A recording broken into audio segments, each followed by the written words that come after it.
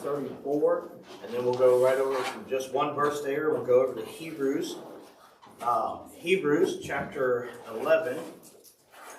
I just got done preaching a week-long vacation Bible school, so now I see a bunch of kids, and I'm about wanting to get into preaching mode, but I will try to stay in devotion mode, whatever that is. I guess it's more teaching. What's that? They're the same. They're the same. For some people, they are absolutely, that's true. All right. Psalm 34. I remember in a juvenile prison one time trying to explain what it's like living for God to some young people. And the one young man just could not connect with it, and gave him a silly illustration that kind of helped him to get it. Asked him if he had ever had watermelon flavored bubble gum. Or if he had ever, I think it was watermelon flavored bubble gum. Something to that effect, and he said no. And then when we tried to describe it, I said, I'm going to give you all the condensed version. He couldn't quite grasp on the different things. I said, here's what the only way you're ever going to know is you're going to have to just go get some and try it for yourself. You're going to have to experience it, and then you'll know exactly why the other gentleman that was talking about watermelon liked watermelon so much, but the young man had never had watermelon before. So I thought, well, surely he's had watermelon bubble gum. That's close, and maybe we can connect to it. No, but I said, but if you'll try it, then you'll see what it's like. Well, in Psalm 34, in verse 8, the Bible says, "Oh, taste and see that the Lord is good. Oh, taste and see that the Lord is good. Blessed is the man that trusteth in him."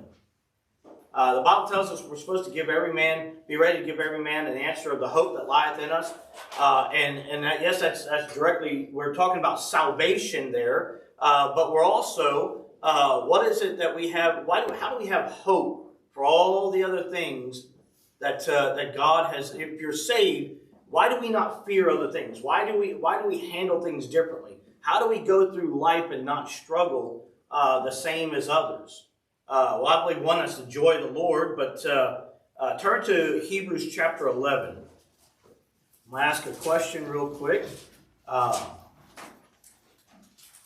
When we get there, this will be one of my, hopefully all my messages, lessons, and sermons and devotions are always interactive in the hearing and responding part, but this will be one of the few where it's actually interactive with the speaking part, where but you say, what are you asking? What are you saying? I'm going to ask a question. I want some feedback. How many of you like sweet things? How many of you like candy? How many of y'all like cake? All right. How many of you like, somebody else, sweet tea? If you're in the South, you realize sweet tea is one word, right? It's not two. People like sweet tea. No, it's sweet tea. They're like, what? Never mind. You don't know. Right? You don't understand. You like those sweet things, right? How many of y'all are not allowed to have those sweet things? Maybe you're diabetic or something like that. How many of you know you probably shouldn't have them? You want to avoid? All right. How many of you do it anyhow? Yeah. What is it about what is it about it that you want? Right? How many of you have ever went and you got something, maybe some cake or something like that, and you found out it was sugar-free, which ought to not be legal, right? You get it, you taste it, and you're like, what is wrong with this? What in the world, man? Or like my daughter, now pretty much all my life, I've been a tea drinker. I'll drink coffee. There's been a few times in my life I've drank coffee, but not a big coffee drinker. It's good. It's fine. It's just not my thing as much. I like tea. And even from a young man, or even from a kid actually, my mom would make two things of tea, a thing of sweet tea and unsweet tea. Sweet tea for everybody else, unsweet for me. That's just the way I've been. Well, my daughter thought, well, I like most things Daddy likes. I'm going to try some of his tea. She said, Daddy, buy me one of those teas like you drink. And I said, okay. I said, are you sure? It's unsweet. She said, oh, yeah. Is it good? I said, well, I like it, but I don't know if you're going to like it or not. She said, I will. I said, now, if I buy it, you're going to have to drink it because, have you seen the cost of stuff as you're traveling in convenience stores today? I was like, you're going to have to. She got one sip of it and went, another sip. She said, I don't like this. This is terrible. And she didn't want to drink it because it was missing something. There was something missing in it that she wanted. What was it? sugar, right? Now, did she know that when she looked at it? She saw tea. She had sweet tea. She loved sweet tea, and she saw tea.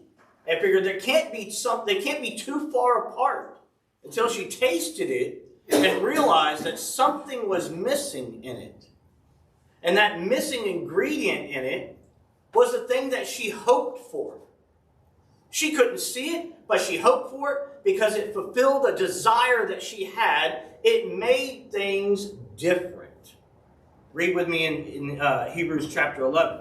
It says, now faith is the substance of things hoped for, the evidence of things not seen.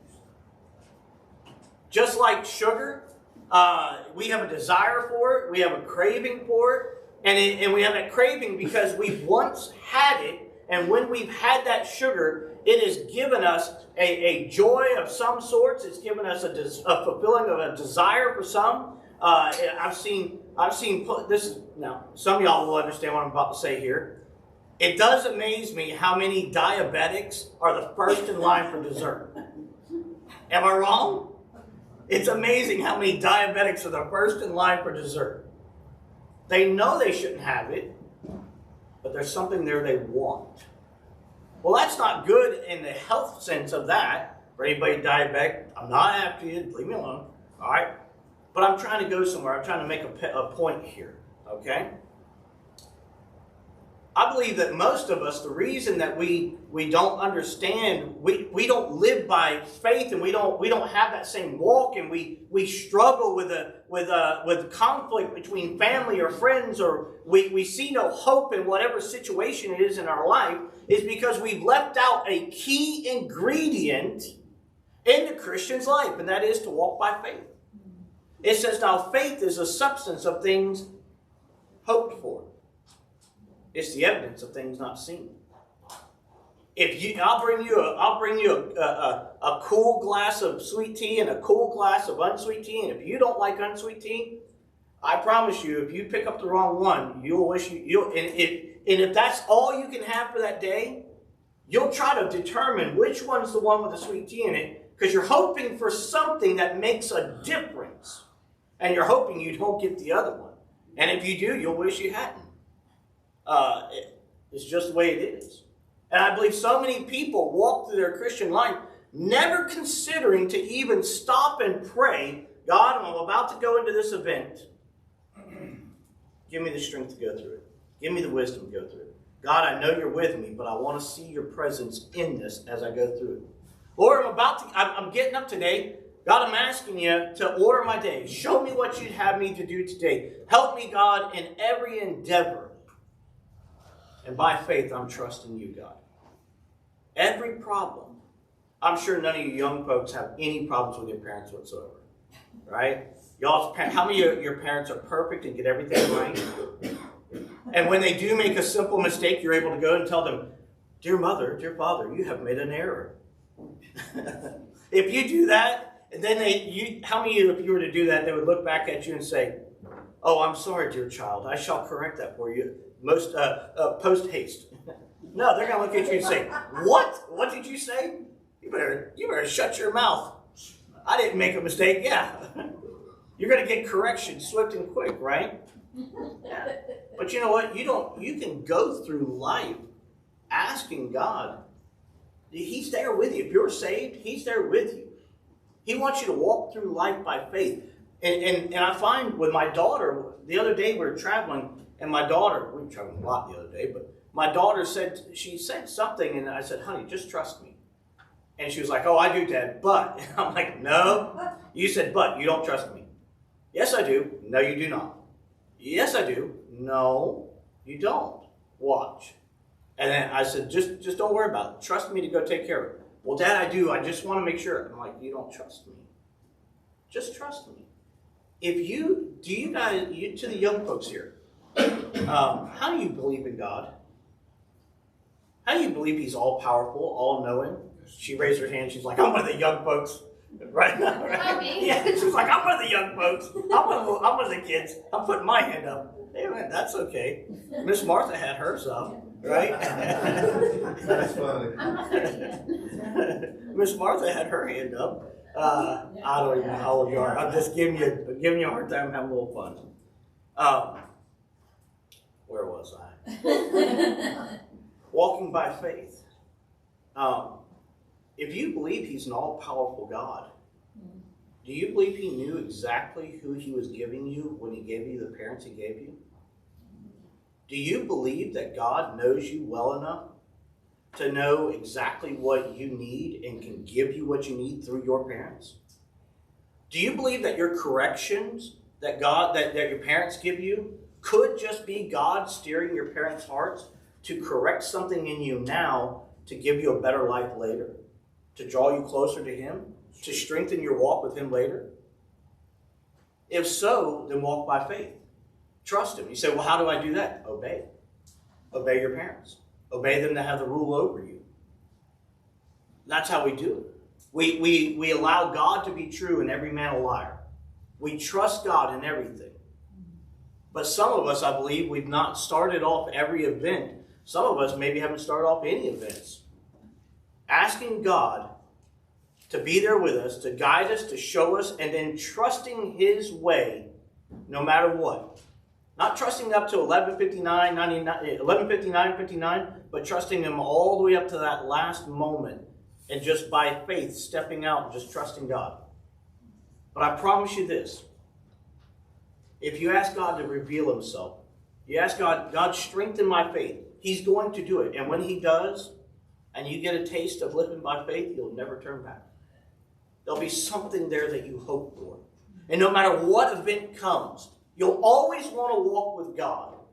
No matter what happens, you'll always want to walk with God in every area of your life.